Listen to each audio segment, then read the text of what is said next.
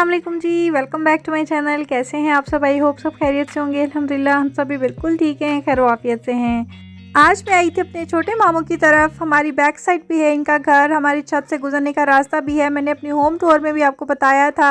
मामी साग बना रही थी तो मैंने सोचा आपके साथ क्यों ना ये मोमेंट शेयर किए जाएँ कि किस तरह से देसी तरीके से लकड़ी के चूल्हे पर हम लोग साग बनाते हैं। ये देखिए जी, आज आपको बताएंगे कि साग को कैसे काटते हैं हम लोग। ये सर्दियों की स्पेशल सौगात है, चाहे गांव हो चाहे शहर हो, सबको बहुत पसंद है। सबको तो नहीं कह सकते, खैर सबको पसंद नहीं होती हर चीज़, ज़रूरी नहीं है कि सबको पसंद हो। कुछ लोग होते हैं जिनको नहीं भी पसंद होता, जैसे कि मुझे साग इतना पसंद नहीं है। बहुत अच्छा बना हो तो मैं खा लेती हूँ, वरना मैं नहीं खा सकती।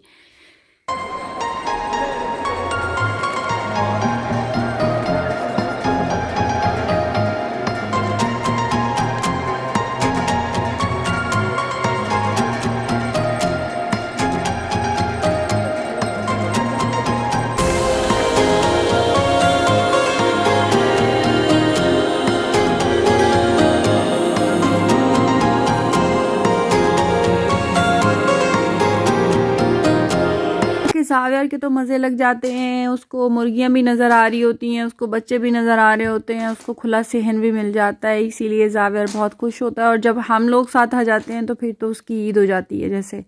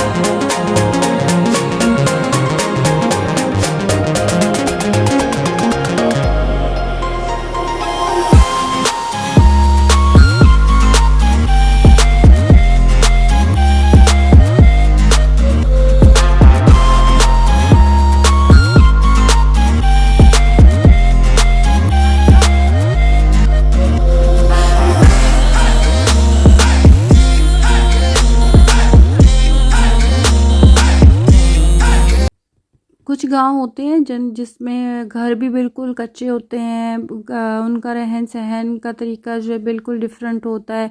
अभी हम कभी जाएं ना, बाज़ार जा रहे हों, पत्तों की जा रहे हों शहर में, तो रास्ते में से 2-3 गांवों से गुज़र के जाना पड़ता है।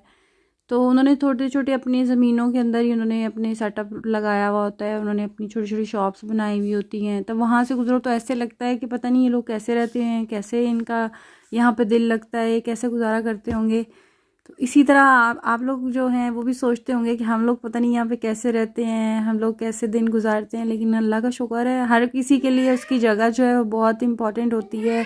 वो यूज़ टू हो जाते हैं, अपनी जगह में रहने के आदी हो जाते हैं। इसी तरह हम लोग भी आदी हो जाते हैं जी। तो अब साग और पालक को जो है हम अच्छी तरह से घोट लेंगे। ये बहुत मुश्किल का